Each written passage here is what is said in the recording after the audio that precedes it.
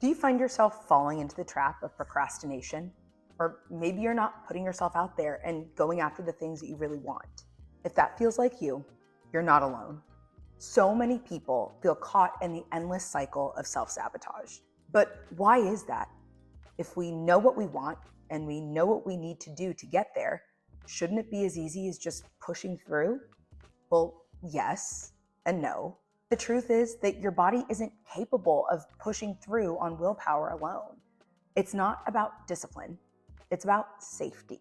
The key here is that you have to get your whole system on board before meaningful change can happen. And it all starts up here.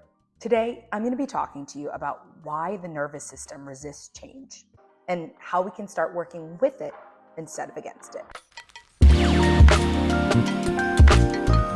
Hey guys, it's Gata and welcome back to my channel. This is my happy little corner of the internet where I like to sit down and chat with you guys about some of the truths and principles that I've learned in my own journey that have helped me to create a life that I truly love, because I think everybody should be able to do the same. If that's something you're interested in, please consider hanging out a little bit longer, maybe subscribing. Love to have you back. Many of us have been conditioned throughout our lives to believe that the number one tool that we need to make meaningful change is willpower. Work harder, study more, push through exercising, even when you don't feel like it. The discomfort must be a signal that it's working, right? The hustle culture is very real. From family to friends and even media personalities, the universal message seems to be pretty similar. Just keep pushing through. So if that's the pervasive narrative in our culture, why does it fail so many people? Why doesn't pushing yourself to your limit actually produce the change you want to see in your life? And worse yet, why does this practice of gritting our teeth and bearing it so often cause us to move in the opposite direction of what we really want, to backslide farther and farther away from our goals and aspirations?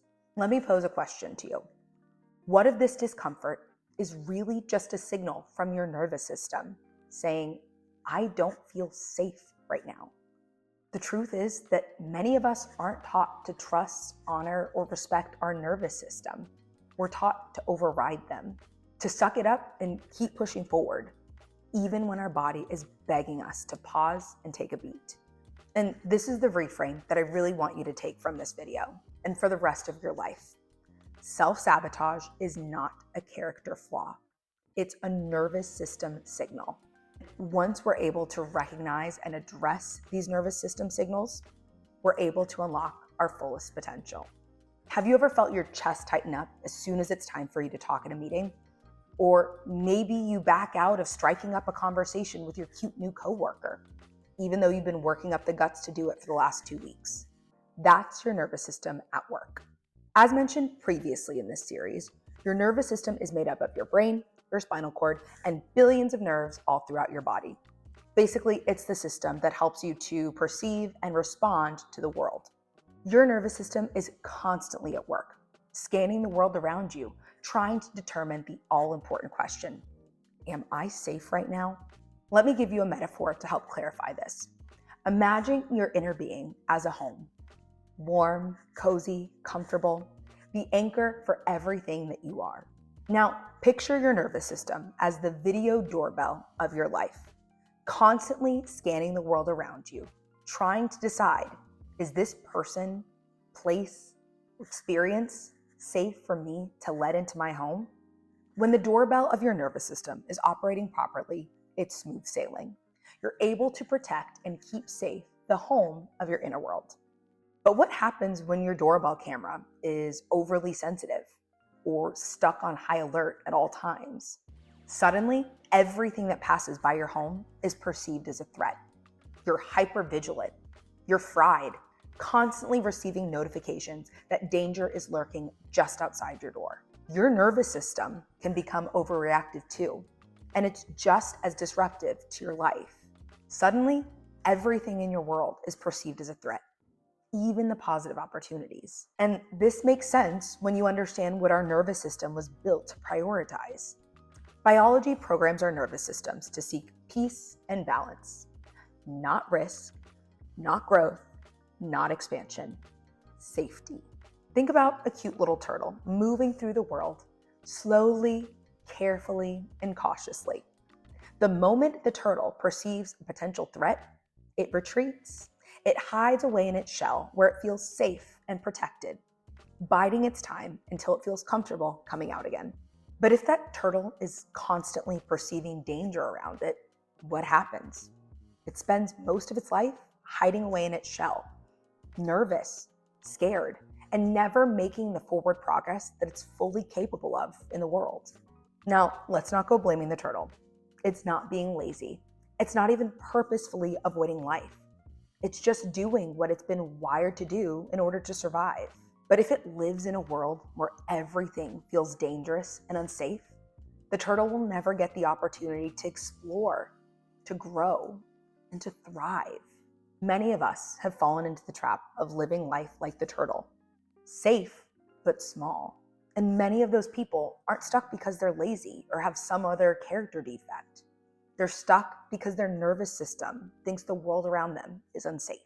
Constantly avoiding potentially dangerous situations will leave you living a half-life. Sure, you feel safe, everything's fine, but you never take risks. You never put yourself out there to experience the great. Now, life can throw curveballs at you that logically feel unsafe. Job loss, a breakup, moving to a new unfamiliar place. But perceived threats to our nervous system don't have to be that big to disrupt your life. Maybe it's the overwhelm of a to-do list that never seems to get done. Maybe it's the dread you feel clocking into a job every day that you don't really love. Maybe it's the stress of financial pressures that never seem to let up. Your nervous system may be perceiving these situations in a very similar way that the turtle would perceive a predator. This is dangerous. This is scary. I need to escape. And your nervous system's escape mechanism can show up in all sorts of unsuspecting ways. Maybe you get so overwhelmed that you can't make rational decisions. Maybe you fall into the trap of procrastination. Maybe you lean on numbing behaviors or other negative coping mechanisms. Or maybe you withdraw completely, shutting yourself off to the world and those around you. So the key here is not avoiding situations that feel new, foreign, or unfamiliar. It's about helping your nervous system to learn that challenging situations aren't a threat. Many of us learned about Maslow's hierarchy of needs when we were in school, how safety has to come before growth and self-actualization. But modern nervous system research supports the idea that safety isn't just about what's going on in the world around us. Our bodies have to feel safe in order to grow and expand. Let me tell you guys about how I've experienced this in my own life before. I feel in life that there are two groups of people who love sleep and people who don't. And since infancy, I have always fallen into the latter category. I've always been a light sleeper, and generally, if I wake up in the middle of the night, I'm up. Over time, this eventually developed into episodic insomnia, these periods of my life where it felt nearly impossible to fall asleep. And if I did miraculously manage to drift off along the way, it normally didn't last very long. When these episodes would happen, I would normally just hop on my phone or read a book, desperate to find anything to do until the morning sun started peeking through my window. Needless to say, I would spend these periods of insomnia feeling exhausted and depleted in every aspect of my life. I figured there was no way it could get any worse. And then I became a mom. Welcoming my baby home was filled with all of the joy and excitement that you would expect, and all of the sleepless nights too. At the time, my kid was sleeping in a bassinet next to my bed, and every single cry would send my maternal instincts into overdrive. I would shoot up like a rocket in bed. My heart would be racing, my adrenaline would be pumping, my hands would be shaking. Was everything all right? Is the baby in pain? Is she still breathing? Sleepless newborn nights are disorienting under the best of circumstances, but compound that with my existing issues with going to bed, and my sleep cycle went completely haywire. Suddenly, it wasn't just the crying that was waking me up anymore. Every coo, every hiccup, every sigh would fill my body with that same fearful dread. I was terrified for my child's safety and ultimately my own. I tried doing what I'd always done, pick up my phone or read a book, but that didn't heal the underlying sleep issues or correct the bigger, more pervasive problem in my life at the time, which was that I was exhausted, completely and utterly exhausted, even laying in the comfort and safety of my own bed at night. Eventually, my kid moved out of my bedroom and started sleeping through the night. But my body was already conditioned to respond to any nighttime disturbance as a threat. And so my body acted accordingly. I'd wake up with a start, heart and mind racing. My nervous system was in a tailspin. As I started my personal growth journey and learning more about our nervous system and how it shapes what we experience in our lives, I was able to recognize the dysfunction that my system had when it came to sleep. And I realized something really important. My body's issue wasn't with sleep. It was that my nervous system felt unsafe at nighttime. Once I became aware of that connection, it changed everything, because I was finally able to come up with a targeted plan to address my sleep struggles. So when I'd wake up in the middle of the night, feeling panicked and overwhelmed, instead of trying to force myself back to bed, I would focus my attention on regulating my nervous system and getting it back to feeling safe. I would take a few deep, calming breaths. I would remind myself, I'm safe. My family is safe. There is nothing I need to accomplish at this moment. I would quiet my inner world and gently remind my nervous system that right now, I only had one job: to rest, to sleep. I created a little mantra for myself that I would repeat anytime I needed it. There's nothing I need to do right now except sleep.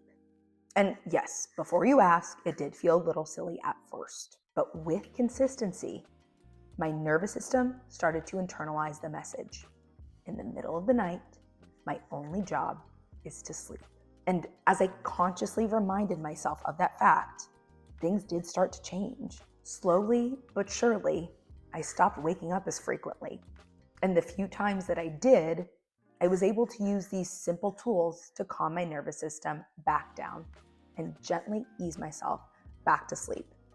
No fuss, no drama. Now, here's where some people can misunderstand this concept.